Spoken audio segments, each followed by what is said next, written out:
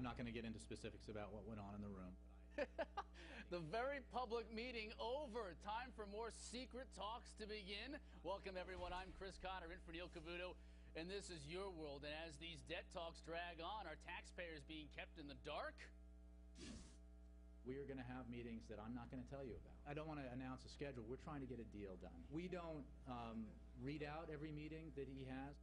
You know, the White House is all but saying get used to it. I mean, spokesman Jay Carney saying we're, quote, not going into specific meetings because we believe that is the right approach to increase chances of reaching an agreement.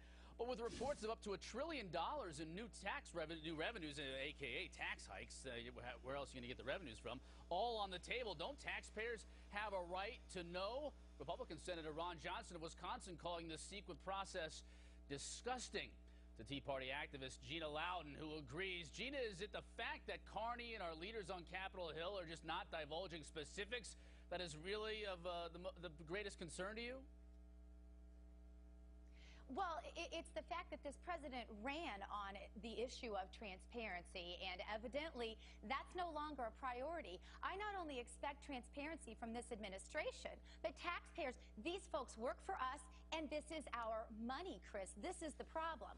So we're not only asking for this from this administration, we are saying, what are these Republicans doing, going behind closed doors and agreeing to these meetings taking place without our eyes on it? Now, to some extent, though, Gina, you have to agree. To get an agreement done, you've got to have the leaders in place, a small group, and then they'll take that to their constituents, and then those Republican senators or congressmen can take it to their constituents.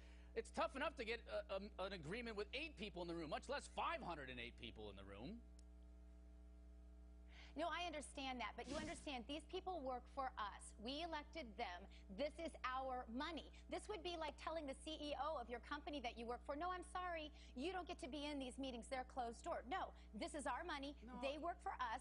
We deserve to know. Not only that, but do you not feel that, like, do you not feel, Chris? But do you not feel that Senators McConnell and Kyle have the best interests of the Republican Party involved? And Boehner over the weekend, I mean, it was a secret meeting, yes, but John Boehner was there. Do you not feel like he is the CEO and he has the best interests of the conservatives in mind? You know, I just want to see what's going on, and then I'll let you know what I think. How can I possibly know when all of this has taken place behind closed doors? The bottom line is, think back to this, Chris. Remember when they crucified President Bush over the no new taxes campaign promise? This president hasn't had any transparency since his campaign days. He took Soros money that was never disclosed after he said it would be. He had health care meetings behind the scenes. He did Libya without our authorization.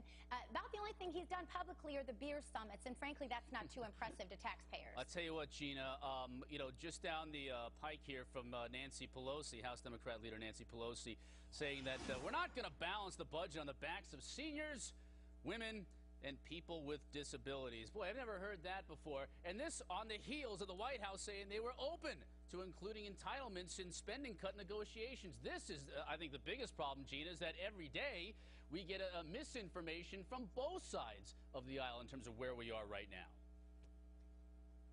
Well, and that's why I said, and I think that, you know, I have a radio show. I hear people every day on my show call in and say, we're not just demanding these things of this president. We're demanding these things of the Republican side of things, too. This is the thing that they have to understand. We're not stupid. And the politicians in Washington, D.C., Republican or Democrat, need to get over thinking that they can act like we're stupid and we don't get it. Fact of the matter is, you know, really solid reason might prevail if they'd let us into these conversations. I truly believe that, Chris. All right, Gina, thank you so much. Always good chatting with you, Gina Loudon. Thank you, Chris. You know, as I just mentioned, you too. Good seeing you. The president reportedly is open to cutting Social Security. The White House today saying there's nothing new here. House Majority Leader Eric Cantor open to cutting tax loopholes against hiking taxes. Are you all thoroughly confused? Well, you're not alone. Bob Cusack of thehill.com here to help sort things out. All right, Bob, as we were just talking, you know, Gina and I, you know, this Nancy Pelosi is a perfect example, and she's not alone, and it's not just the Democrats. It seems every day I get some bit of news countering the news I got yesterday afternoon about where we stand and who's talking about what. Where are we today?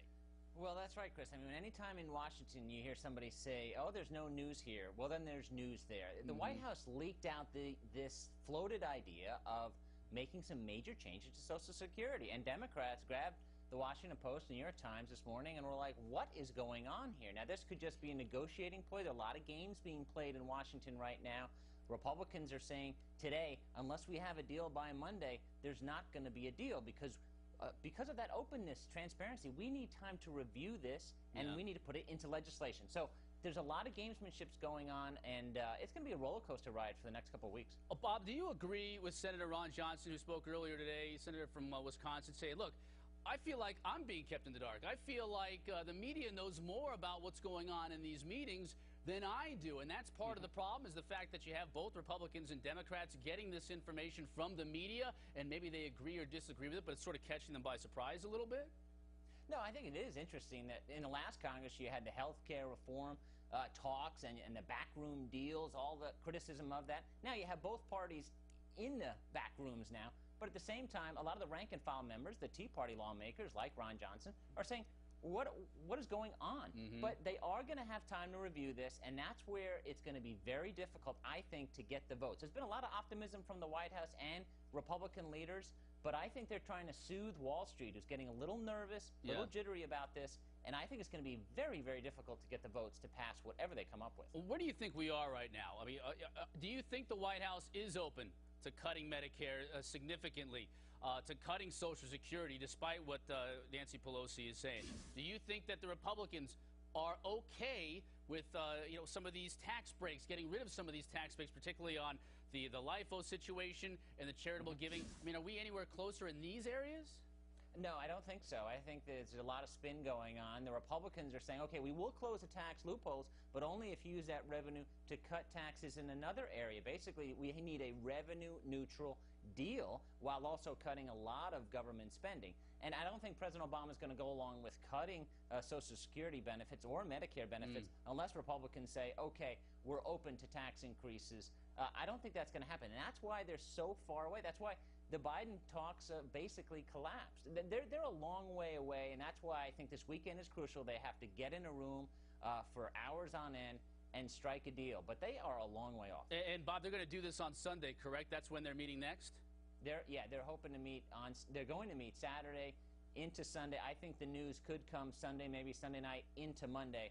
But there's also a chance that they will not come out of those talks and will not have a deal. I mean, we've had the Gang of Six, the Biden groups. Nothing has worked. The Bowles-Simpson Commission didn't get the votes. I mean, it would be the exception to the rule to get a deal. Yeah, and I wonder if they'll tell us if they do. All right, Bob, we appreciate it. Nice chatting with you. All right, well, how will a debt deal affect the presidential race? Well, Mike Huckabee will be on Neil's 6 o'clock show on FBN tonight with more on that story. And coming up.